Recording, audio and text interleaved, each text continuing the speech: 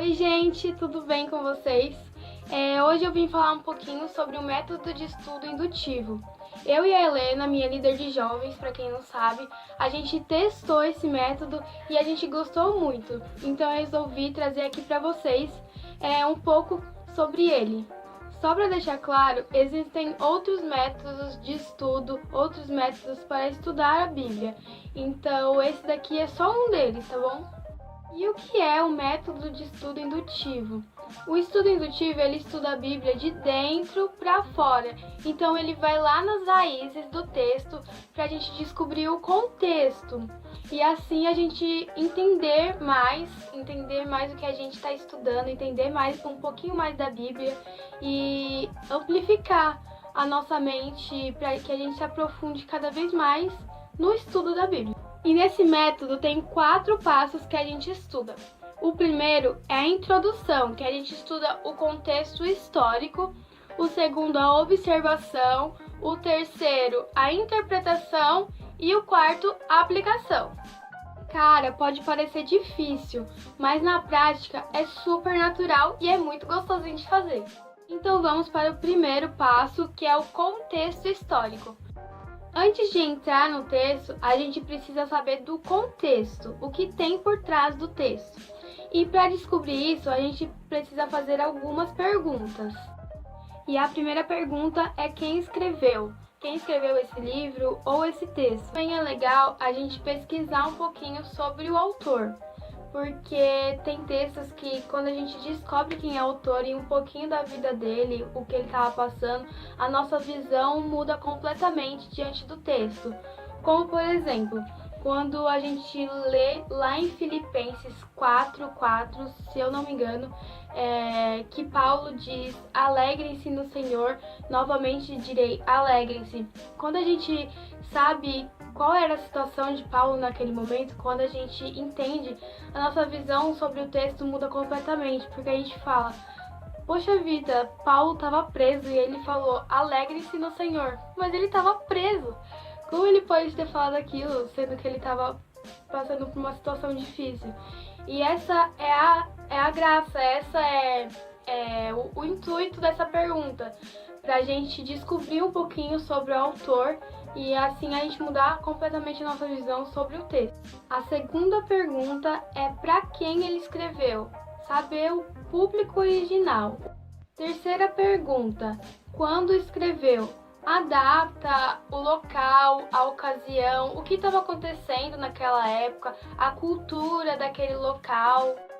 Saber quando foi escrito, a ocasião que foi escrito aquele texto é muito importante porque nos ajuda a perceber que a Bíblia faz parte da história, ela foi escrita por pessoas reais e em situações reais. Quarta pergunta, por que escreveu? Por que o autor escreveu esse livro? Qual o propósito dele ter escrito esse livro? Era porque uma determinada igreja estava passando por alguma dificuldade no momento? Não sei. Aí você vai ver isso aí no livro que você estiver estudando, né? Quinta pergunta. Qual é o tema central? E sexta pergunta, qual é o estilo? Qual é o estilo do que você está lendo, do livro que você está lendo? É uma carta? É uma poesia? É um livro histórico? Lembrando que às vezes algumas informações estão logo de cara. Quando você olha para o texto, você já vê aquela informação. Mas tem informações que não estão logo de cara. E aí você pode fazer pesquisas por fora para descobrir isso. E nem sempre você vai conseguir responder tudo, porque algumas informações não tem na Bíblia mesmo. E como por exemplo, tem alguns livros que não falam quem foi o autor, quem escreveu o livro. Agora vamos para o segundo passo, que é a observação. Na observação, a gente vai identificar algumas coisas no texto por cores ou símbolos. O objetivo é que quando você olhar para o texto, você encontre facilmente essas informações. E no começo pode ser que você precise ainda de uma colinha, igual eu tenho uma colinha, e precise ficar olhando nessa colinha, mas daqui a pouco, depois de um tempo, vai se tornar super fácil e você vai identificar logo. E eu fiz uma tabelinha com um significado, com o nome das coisas, né? E os símbolos ou cores. E eu vou colocar aí na tela para vocês uma foto para vocês visualizarem melhor. E aí, vocês estão vendo aí que eu coloquei alguns significados, como pessoas, tempo, lugar, promessa, comando, atributos de Deus, ou seja, características de Deus, ideias confusas e os trechos que chamaram a minha atenção. E eu coloquei as cores e os símbolos para cada um desses significados, né, dessas palavras. E isso é você que escolhe. E essa tabelinha foi eu que montei, eu modifiquei algumas coisas pra mim. E é você que escolhe a cor ou o símbolo, também pode mudar, ou se você quer acrescentar mais alguma coisa. E vai do seu gosto. Também se você não gosta muito de rabiscar, de Bíblia muito colorida, eu particularmente gosto, minha Bíblia é bem colorida, ó. Muito coloridinha. E eu gosto muito que ela fique assim. E então eu gostei muito desse passo. Mas se você não gosta de Bíblia muito empiriquitada, né? Não precisa fazer, só marca no caderninho, não sei. Eu tenho um caderno aqui que eu marco tudo desse estudo e de outros estudos também. E fica muito mais fácil. E agora vamos para o terceiro passo, que é a interpretação. Eu vou começar com uma dica que é para vocês lerem livros inteiros. Porque, por exemplo, você não pega um livro para ler e você já vai lá no meio do livro, pega um capítulo ou pega um trecho do livro e lê e pronto, entendeu tudo. Não, né? Você tem que pegar o começo, o meio e o fim para vocês entenderem por completo aquele livro. E a mesma coisa é com a Bíblia. Se você pegar um livro e estudar só algumas partes, talvez você não entenda o livro inteiro. Que nem eu e a Helena, a gente pegou a carta de Tiago para estudar e aí a gente estudou por inteiro, a gente estudou a carta inteira. E como que a gente dividiu para ler a carta de Tiago? A gente dividiu por subtítulos. Eu vou colocar aqui uma foto para vocês visualizarem melhor. Aqueles subtítulos que tem em todas as Bíblias mesmo. E a gente dividiu assim porque a gente não queria cortar um assunto no meio e também para não ficar trechos muito grandes, né? Porque se vocês vão perceber, se vocês pegarem trechos grandes demais, talvez fique mais difícil de organizar, né? Se organizar, de identificar algumas informações, fique um pouquinho mais difícil. Comparem o tema que vocês estão estudando com a visão de outros autores. Como, por exemplo, você está estudando Mateus, e aí está lá na parte da crucificação de Jesus.